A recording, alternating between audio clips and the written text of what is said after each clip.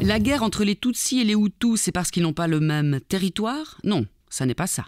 Ils ont le même pays. Alors, ils n'ont pas la même langue? Si, ils parlent la même langue. Alors, ils n'ont pas le même Dieu? Si, ils ont le même Dieu. Alors, pourquoi se font-ils la guerre? Parce qu'ils n'ont pas le même nez. Gaël Faye, Petit Pays. Libre Ensemble, Catherine Ax, Jacques Nizan.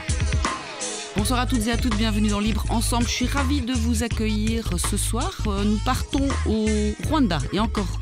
Non, nous allons rester aussi à Bruxelles avec Jean-Philippe Schreiber pour son nouvel ouvrage Neretse, le procès d'un génocide. Un procès qui a eu lieu fin 2019. Bonsoir Jean-Philippe Schreiber. Bonsoir Catherine Ax. Vous êtes docteur en philosophie et lettres. Jean-Philippe, vous êtes aussi directeur de recherche au FNRS de l'Université libre de Bruxelles. Vous connaissez bien le Rwanda. Vous y avez mis les vos premiers pieds en fin des années 80, je pense. Et là, vous nous offrez le récit, un récit historique, mais aussi un récit poignant, venant de vos tripes, de ce procès qui s'est tenu en 2019 de Fabien Neretse, je le dis bien, inculpé pour sa participation à l'extermination des Tutsis au Rwanda en 94. Vous racontez ce procès avec une réflexion plus large, évidemment, sur le génocide, sa nature, son exécution, ses exécutants. Déjà, pourquoi, comment se fait-il qu'un procès vienne 25 ans plus tard nous toucher ici en Belgique et se passer au Palais de justice de Bruxelles? Pourquoi ? Alors, ce procès se déroule au Palais de justice de Bruxelles parce que la Belgique s'est dotée dans les années 90 d'une loi dite de compétence universelle qui lui permet de poursuivre des responsables ou des présumés coupables de faits qui se sont déroulés loin de la Belgique, mais dans le cadre de procès qui concernent des crimes de guerre, des crimes contre l'humanité ou des crimes de génocide, ce qui est le cas ici puisqu'il s'agit du premier crime pour génocide qui ait été jugé à Bruxelles, et c'est cela qui, bien entendu, m'intéressait. Alors, j'ai assisté aux audiences de ce procès, c'est vrai que c'est 25 ans après les faits, mais je crois que pour juger des crimes de cette nature-là, qui sont des crimes imprescriptibles, bien, il faut persévérer, il faut avoir confiance. Il faut le temps long, sans doute, de la mémoire et de l'écriture de l'histoire. Il faut tenter de mieux comprendre les faits. Et puis surtout, il faut que la mémoire résiste, que les parties civiles soient aptes à attendre le temps que les instructions se fassent. Et quelquefois, il y a des gens qui s'évertuent à ne pas permettre que les instructions se fassent, que la justice fasse son œuvre, parce qu'il y a des volontés puissantes qui visent à ce que la justice ne se fasse pas et à ce que l'on demeure dans l'impunité. Longue procédure donc, mais qui n'a pas voulu que cette procédure se fasse aisément? Brossez-nous un peu le point de départ et surtout le portrait de ce Fabien Neretse. Fabien Neretse, il fait partie de ces gens qui sont, je dirais, des responsables de haut vol. Alors, ce n'est pas un des concepteurs du génocide, c'est pas quelqu'un qui a imaginé le génocide, mais il occupait un rôle important dans la structure de l'État rwandais à la veille du génocide. C'est quelqu'un qui était responsable de l'office d'exportation de café. Et il faut savoir que le café, c'était la principale source de revenus du Rwanda. C'était la matière première qu'ils exportaient de manière privilégiée. Puissante là-bas, évidemment, et donc, influente. C'est comme un ministre, finalement. Voilà, il a pratiquement un rang de ministre, même s'il n'emporte pas le titre. C'est une personnalité extrêmement influente à Kigali et dans sa région d'origine. Donc, il occupe un rôle important dans la hiérarchie des autorités de ce pays qui était, comme vous le savez, un régime à parti unique dirigé par le président Habyarimana depuis le coup d'État de 1973. Et ce qui est intéressant, c'est que Fabien Neretse fait partie de ces gens donc, qui jouent un rôle important dans la structure de l'État et qui, à la mi-avril, vont être envoyés dans leur région d'origine pour activer l'exécution du génocide. Parce que dans les premiers jours, on estime que dans certaines régions, on n'est pas suffisamment efficace, si je puis me permettre cette formule peu heureuse. On en reparlera d'ailleurs. Vous dites que le génocide ne se fait pas sans la population, en tout cas sans la participation populaire. Ah, bien sûr. Et donc tout l'objectif, c'est d'embrigader davantage encore la population pour l'exécution du génocide. Et c'est pour ça que Fabien Neretse, et c'est ce qui est évoquée lors du procès pendant de longues audiences. Fabian Heretse, à la mi-avril 1994, retourne dans sa région d'origine au nord-ouest du Rwanda, dans la région de Ruhengeri, où il est connu, où il est une autorité. C'est un baron, c'est un notable dans sa région, et c'est lui qui, avec l'ascendant qu'il a sur la population, va entraîner cette population à commettre le génocide ou à accélérer l'exécution du génocide. Évidemment, lui, vous avez, donc vous l'avez dit, assisté à tout ce procès, aux différents témoignages, on va en reparler aussi, mais des témoins sont venus, on fait 8000 km pour venir en Belgique témoigner, sous la pression et l'influence évidemment de leur famille, de leurs proches là-bas, ça n'a pas été facile. Lui, d'emblée, dit qu'il n'est absolument pas coupable et que même, au contraire, il a sauvé des vies, il a aidé, en tout cas, à endiguer le génocide et à sauver des vies Tutsis.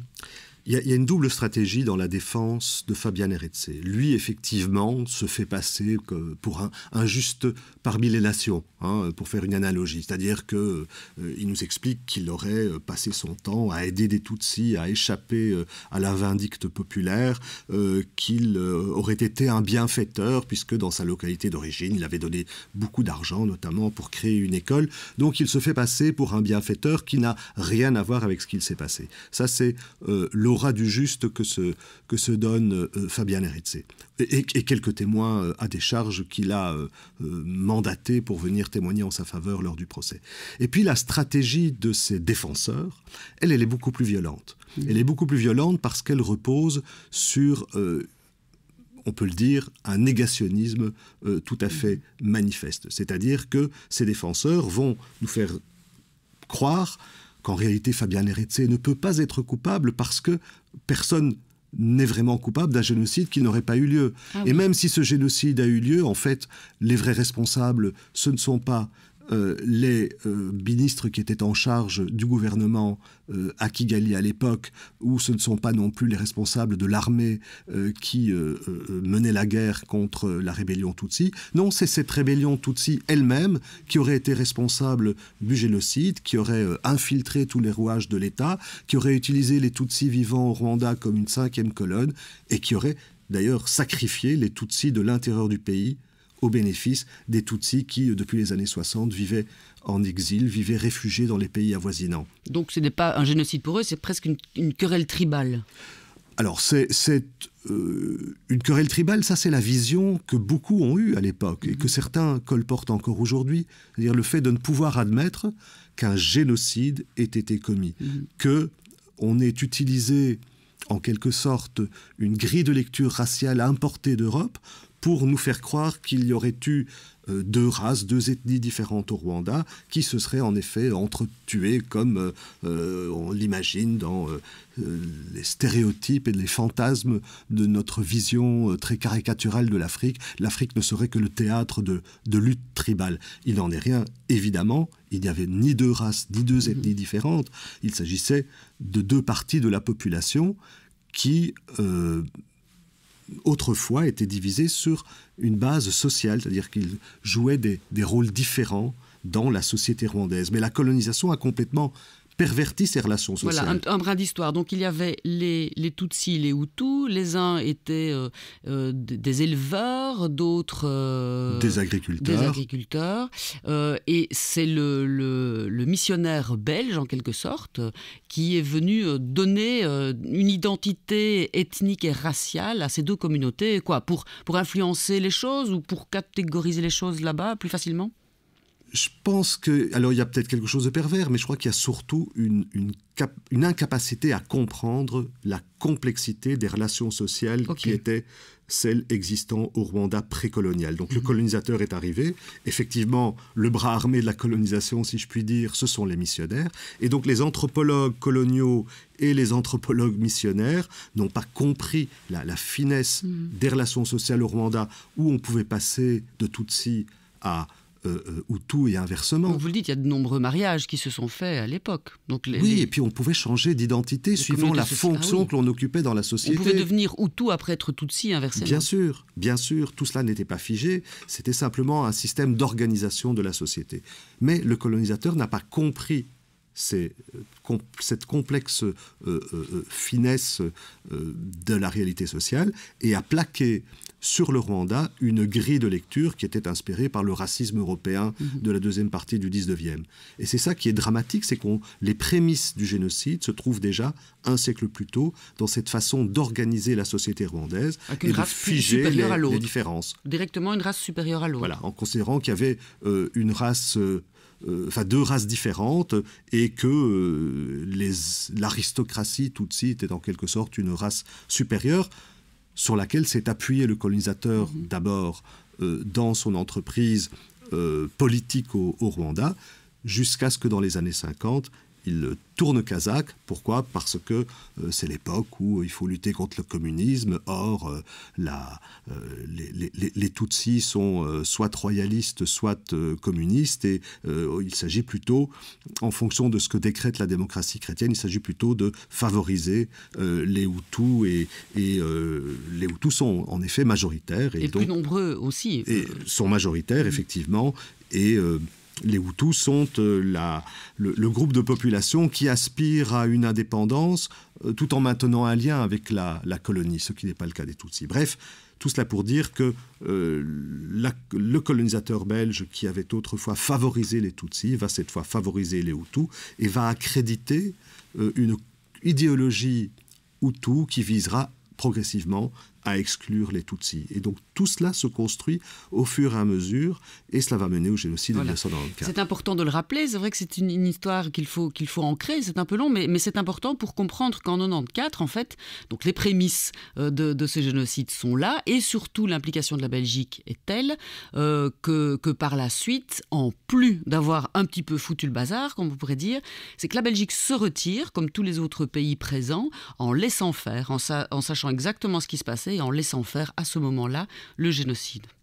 Il faut peut-être d'abord permettre de comprendre pourquoi des troupes belges sont présentes au Rwanda en 1994. Depuis octobre 1990, la rébellion Tutsi mène la guerre aux frontières du Rwanda pour essayer de faire entrer ces réfugiés qui, depuis les années 60, ont fui en raison des persécutions et en raison des massacres anti-Tutsis qui sont survenus avant l'indépendance et surtout après. Donc une guerre est enclenchée en octobre 1990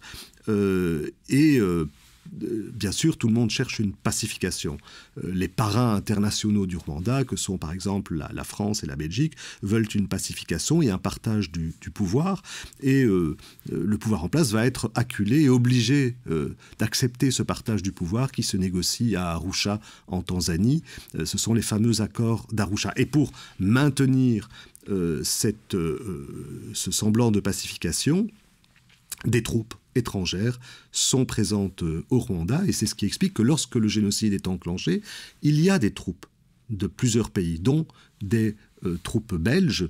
Mais tout le tragique de l'histoire, c'est que dans les premières heures du génocide, 10 parabelges seront, qui nous ont traumatisés. seront assassinés de manière atroce, ce qui va en effet traumatiser le gouvernement belge et la population belge. Et plutôt que d'avoir le courage de laisser les forces armées occidentales en place et de les augmenter parce que l'on savait très bien ce qui se tramait et l'on était dans les débuts de l'exécution du génocide, eh bien on va faire le chemin inverse, c'est-à-dire qu'on va retirer les troupes, laissant les génocidaires tuer la population, assassiner la population Tutsi. Donc la tragédie du génocide, c'est une tragédie politique. Il suffisait de laisser les forces en place et de leur donner le mandat d'arrêter les génocidaires et il n'y aurait pas eu 1 million de morts. Grâce à ce livre, vous permettez aussi de mieux comprendre, à force de détails, cette notion de génocide même. Il y a peu de génocides théoriques que l'on peut comprendre. Il y a eu évidemment la Shoah, le génocide contre les Juifs, le génocide des Arméniens, pendant la Première Guerre mondiale. Et le génocide rwandais. À quel moment est-ce qu'on peut définir un génocide populaire, un génocide historique ?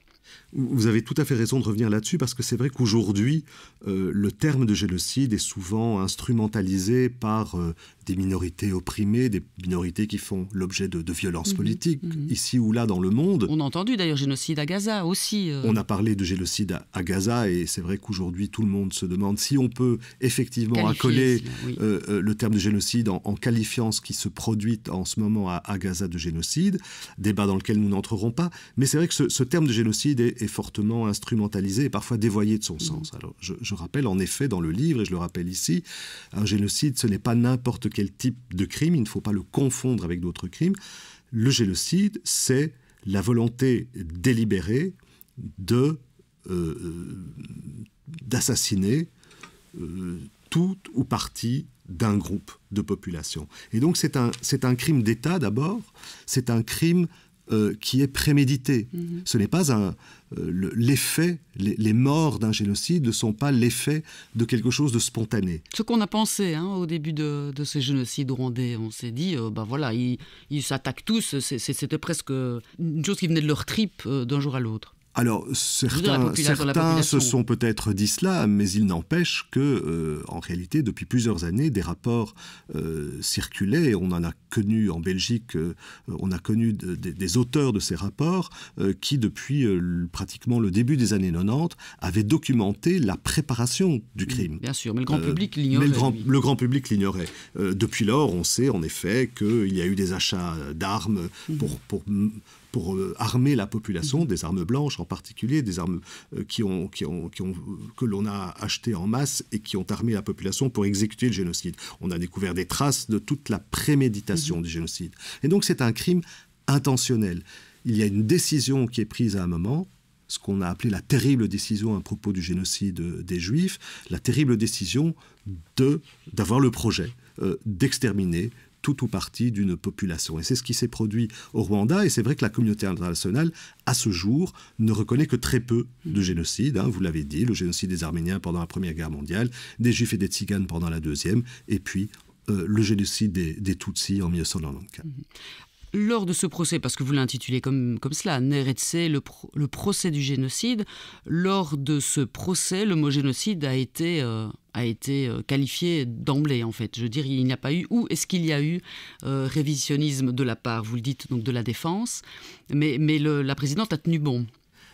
Alors, Fabien Neretse est poursuivi pour fait de génocide. Donc le génocide figure dans le droit belge. La Belgique a signé la Convention des Nations Unies de 1948 sur la prévention et la répression du crime de génocide. Donc c'est bien pour ce crime-là que Fabien Neretse est poursuivi. Ça ne fait pas de contestation. Mais bien entendu, sa défense va avoir pour propos de constamment diluer la notion de génocide, de la dévoyer de son sens pour faire croire à la Cour, et pour faire croire en particulier au jury, puisqu'il s'agit d'un procès d'assises, pour faire croire au jury que ce n'est pas cette responsabilité-là qu'aurait l'accusé, qu'il n'aurait au grand jamais été coupable de faits de génocide. Ce que la Cour ce que les avocats des parties civiles et ce que la Cour va démontrer, c'est que, bien entendu, Neretse s'est rendu coupable d'avoir instigué des crimes, c'est-à-dire qu'il n'a pas tué de sa propre main, mais dans le droit belge, ça ne change rien.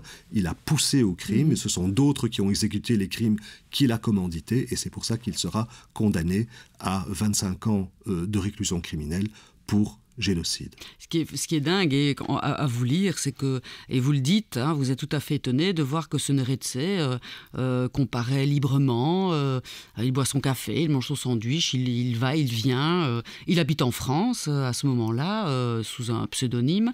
Donc cet homme a vécu pendant plus de 20 ans, tout à fait librement, et lors de son procès aussi, comme si pas inquiété.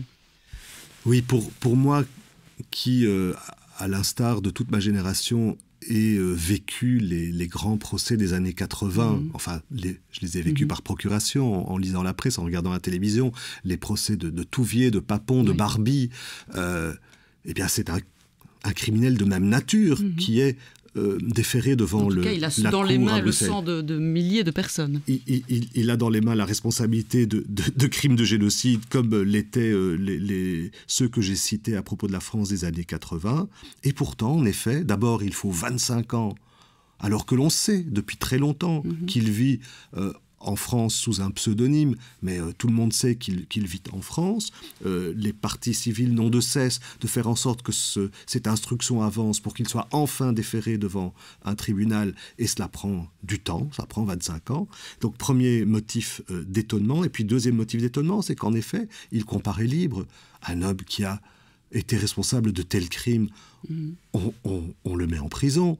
Et lorsqu'il comparait devant la cour, il comparait en arrivant menotté au tribunal. À Bruxelles, pas du tout. Il comparait libre. Et effectivement, je le croise dans les couloirs en train de manger un sandwich pendant la pause du midi avec ses proches qui sont là, ses supporters qui le soutiennent et qui n'ont de cesse de propager dans différents médias, sur Internet, etc., une théorie qui dénature complètement le génocide et qui le déresponsabilise. Donc c'est vrai qu'il y a ce double étonnement et c'est paradoxe parce qu'on a affaire là quand même à un procès de très grande importance. C'est tout à fait essentiel. La Belgique va, en 2019, condamner un homme pour génocide pour la première fois. Ça n'avait jamais été le cas auparavant, même pas pour le génocide des Juifs et des Tziganes. Pourtant, on a l'impression vous imaginez l'affaire n'a pas été médiatisée comme elle l'aurait dû. Vous n'avez pas ce sentiment-là, c'est la raison pour laquelle vous avez écrit un livre, j'imagine, mais on en a peu parlé finalement de ce procès si important pour nos démocraties, pour l'état de droit et la justice. Vous avez raison et vous avez décelé chez moi la volonté de parler de ce procès alors que j'avais le sentiment qu'on n'en avait pas suffisamment parlé à l'époque, même si les médias y ont fait référence, mais on n'en a pas suffisamment parlé et surtout on n'a pas suffisamment, me semble-t-il, mesuré ce moment crucial que nous vivions, ce moment symbolique que nous vivions, alors que notre discours public, notre débat public est plein de débats sur la notion de crime de guerre, la notion de crime contre l'humanité, la notion de crime de génocide. Le plus jamais ça. Le plus jamais ça, bien entendu, puisque c'est exactement 50 ans.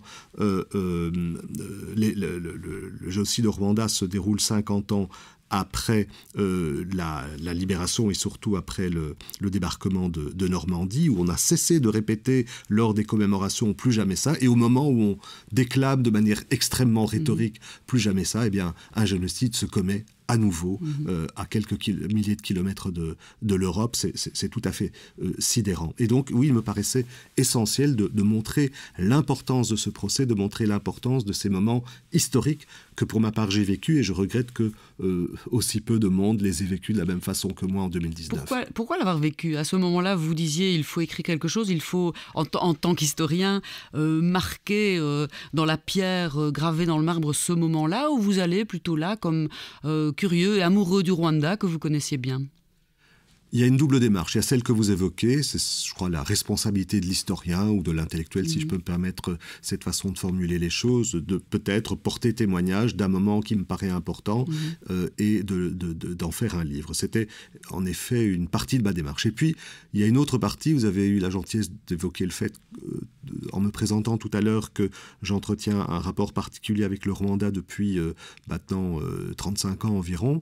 Et j'avais une sorte de dette envers ce pays, envers les victimes, envers les... de la beauté des paysages, de ces paysages qui vous ont touché, de cette lumière, de ces gens qui, 4, 5, 6 ans plus tard, s'entretuaient. Et là, l'étonnement absolu, vous dites, c'est pas possible qu'un paradis sur Terre comme celui-là devienne le terrain de ce génocide-là. Ça a été une source d'interrogation constante de se dire, mais comment se fait-il que dans ce pays qui recèle tant de beauté, et la couverture du livre fait référence à cette beauté insondable des paysages du Rwanda, en particulier au bord du lac Kivu, comment se fait-il que là où la beauté de la nature s'offre en spectacle, le plus horrible des crimes ait pu être possible. Et donc ça a été une source d'interrogation constante. Et moi j'avais effectivement une dette envers le Rwanda de n'avoir pas suffisamment, lorsque j'ai fait mon premier voyage là-bas quelques années avant le génocide, d'avoir pas pu déceler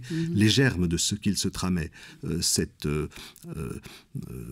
apartheid à l'égard des Tutsis, la persécution des Tutsis, le discours raciste qui ne cessait de se développer et qui était déjà extrêmement présent. Je n'ai pas vu cela, j'étais là en vacances. Et donc ce livre, c'est une forme de réparation 30 ans après de cette petite culpabilité de n'avoir pas pu décoder ce qui se tramait au Rwanda, dans ce pays où les paysages sont beaux, mais où on est aussi très silencieux. Il y a des choses qui ne se disent pas et beaucoup de tabous sont inscrits dans la culture locale. Je voulais revenir. On a fêté aussi l'an dernier l'anniversaire de la fin de ce génocide. En parlant beaucoup, il nous reste 4 minutes environ, j'aimerais avoir votre avis sur cette réconciliation un peu forcée par Kagame, d'aucuns le soulignent, mais où on se félicite quand même que la population aujourd'hui est Tutsi Hutu, font la paix, revivent ensemble. Est-ce que c'est si simple que cela ? Vous savez, je ne suis plus retourné au Rwanda depuis maintenant une dizaine d'années et donc je vois les choses surtout de l'extérieur. Donc je ne suis pas le mieux à même d'évaluer. Et comment ce procès a-t-il été vécu là-bas ? Ce procès a été vécu de loin, je pense, parce que le Rwanda a fait lui-même un énorme travail en matière de justice. Il y avait des centaines de milliers de personnes qui croupissaient en prison. Donc il a fallu gérer cet arriéré judiciaire énorme. Ils se sont dit, si la Belgique fait des procès, il faudrait peut-être qu'on en fasse chez nous aussi. Non, mais bien avant. Donc il y a eu des procès devant des instances judiciaires classiques, et puis il y a des procès avec une justice plus coutumière. Et le travail a été prodigieux pendant les années 2006 à 2015. Des dizaines de milliers de prévenus ont été jugés. Et donc je crois que le travail de justice s'était fait au Rwanda, et donc le Rwanda se projette et se projetait plutôt vers l'avenir d'un pays où on ne veut plus entendre parler de ces distinctions entre Hutu et Tutsi. Un avenir très jeune, la population est très très jeune. L'immense majorité de la population aujourd'hui n'était pas née au moment du génocide. Et donc, ce n'est pas que cette page d'histoire soit refermée, le Rwanda commémore, vous l'avez dit, le Rwanda fait mémoire, mais dans le même temps, il ne veut plus que les relations sociales soient affectées par ces distinctions d'un autre âge qui étaient fondées sur une idéologie raciste. Et donc, aujourd'hui, en effet, je ne sais pas si on peut parler de réconciliation, parce que pour qu'il y ait réconciliation, il faut que les uns puissent pardonner leurs fautes aux autres, et beaucoup ne l'ont pas fait. Beaucoup continuent d'agresser le Rwanda sur ses frontières, parce qu'ils sont réfugiés à l'étranger. C'est le tour des génocidaires maintenant d'être réfugiés, notamment dans l'est du Congo, et ils continuent d'exercer une violence sur les Tutsis de l'est du Congo et tentent d'entrer sur le territoire rwandais et de continuer leur œuvre terrible. Donc je crois que la réconciliation, c'est peut-être pas le terme le plus adéquat, mais qu'en tout cas, aujourd'hui, le Rwanda vit dans une relative pacification qui est due, en effet, à la volonté du gouvernement de tourner la page des discriminations, de tourner la page du racisme et de tourner la page de l'idéologie génocidaire. Pour autant, le Rwanda, en ce moment, nous a un petit peu mis de côté, la Belgique. Vous parlez du Kivu, vous évoquez évidemment ces heures là-bas, où voilà, les rapports diplomatiques sont un petit peu en froid aujourd'hui entre Belgique et Rwanda. Les relations entre le Rwanda et la Belgique sont extrêmement mauvais aujourd'hui en raison de ce qui se passe dans l'est du Congo. Mais je dirais, c'est pas que c'est un épiphénomène, mais ce ne sont pas ces événements-là qui doivent nous pousser à occulter ce qu'il s'est passé en 1994 et le rôle aussi qui a été celui d'une partie de la Belgique, d'une partie des élites politiques belges qui soit étaient des complices relatifs des génocidaires, soit n'ont pas voulu faire le nécessaire, d'abord pour que nos troupes restent sur place, et puis après le génocide, pour que l'on prenne la mesure de ce qu'il s'était passé, de ce qu'était le rôle de la Belgique dans la création de l'idéologie génocidaire. Je vous cite pour terminer. La crise des réfugiés met à l'épreuve notre solidarité et notre conception de la fraternité humaine. Ce sont là des devoirs exigeants. L'oubli est dès lors une tentative permanente et commode. Il efface les culpabilités, délite les responsabilités et consume les impératifs moraux. Nous ne pouvons pourtant avancer si nous ne sommes pas capables de regarder en arrière. Et oui, regarder en arrière, Jean-Philippe Schreiber, grâce à vous, on décortique dans ce livre Neretse, le procès du génocide, voilà, des choses qu'il ne faut pas oublier pour ne plus jamais revivre ça, mais Inch'Allah, comme on dit chez nous. Et puis je voulais pointer une conférence débat de la présentation de votre livre Le procès du génocide, organisée par le Mundaneum et la Fondation Henri Lafontaine. J'oublie de dire que, évidemment, c'est aux éditions Henri Lafontaine que ce livre est paru. Le jeudi 10 avril à 18h30, donc à Mons, on peut vous retrouver. Allez vous écouter et puis vous interroger. si cela nous chante. Merci beaucoup. Merci à vous. À vous revoir bientôt, Jean-Philippe Schreiber. Bonne soirée à tous ceux qui ont choisi de nous suivre et à la semaine prochaine pour un autre rendez-vous de la laïcité. Merci.